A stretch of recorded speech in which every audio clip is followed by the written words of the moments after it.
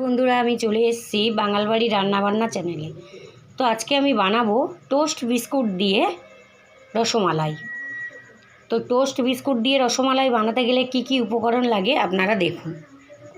এখানে আছে কিছু টোস্ট বিস্কুট, আর আছে কাজু আর আমন্ড, আছে এখানে দুধ, এখানে আছে চিনি, ঘি, আর আছে গোলাপ জল। তো এইসব উপকরণগুলো দিয়ে আমি বানাবো টোস্ট বিস্কুটের রসমালাই। তো দেখুন কিভাবে আমি বানাই। প্রথমে আমি গ্যাসের উপর কড়া বসিয়ে দিয়েছি। এবারে আমি দিয়ে দেব ঘি। ঘিয়ের মধ্যে আমি আমন্ড আর কাজু ভেজে নেব। ঘি গরম হয়ে গেছে, এবারে দিয়ে দেব কাজু আর আমন্ড। এটাকে একটু ভেজে নেব। ভাজা হয়ে গেলে এটাকে আমি একটু পেস্ট করে নেব। আমন্ড আর কাজু ভাজা হয়ে গেছে, এবারে আমি ওগুলো তুলে নেব। তুলে ওগুলো আমি ডাস্ট করে নেব। তোলা হয়ে গেছে। এবারে ওই কড়ার মধ্যে আমি আরও একটু ঘি দেব। ঘি দিয়ে দিলাম। ঘিটা গরম হয়ে গেলে টোস্ট বিস্কুটগুলো ভেজে নেব। ঘি গরম হয়ে গেছে, এবারে আমি টোস্টগুলো একটু ভেজে নেব।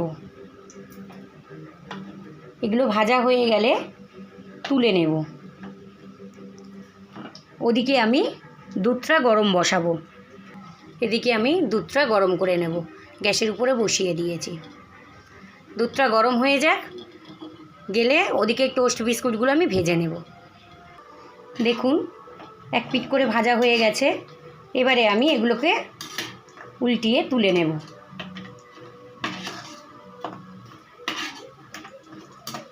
হয়ে গেছে, এবারে আমি তুলে নেব। আবারও আমি কয়েকটা ভেজে নেব।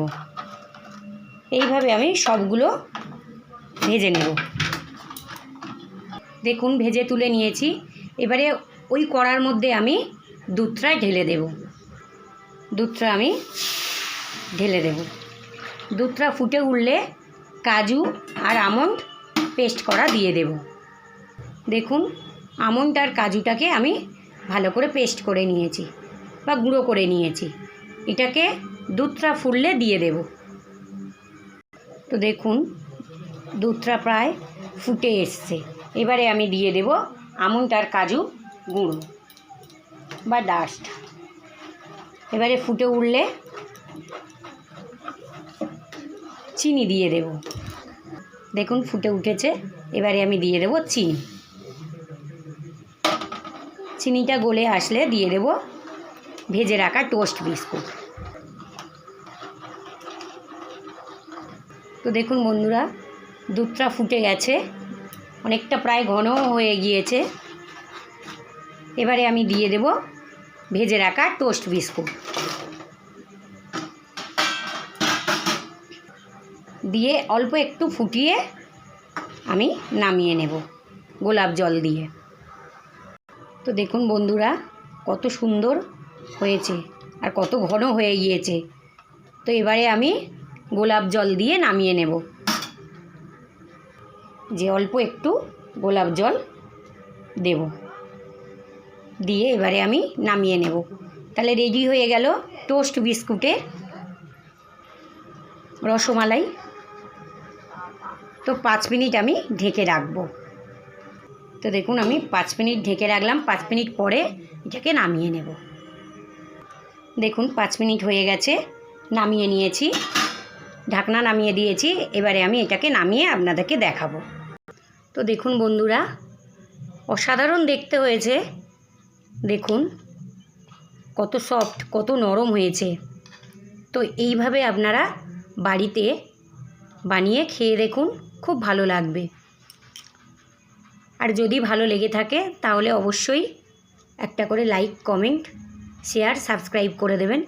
আর এইভাবে বাড়িতে রসমালাই বানিয়ে খেয়ে দেখুন, তাহলে দোকানের আর রসমালাই খেতে ইচ্ছে করবে না। আর ভিডিওটা প্রথম থেকে শেষ পর্যন্ত আপনারা দেখুন কিভাবে আমি বানিয়েছি টোস্ট বিস্কুট দিয়ে রসমালাই। তো এইভাবে আপনারা বাড়িতে বানিয়ে খেয়ে দেখুন। নমস্কার।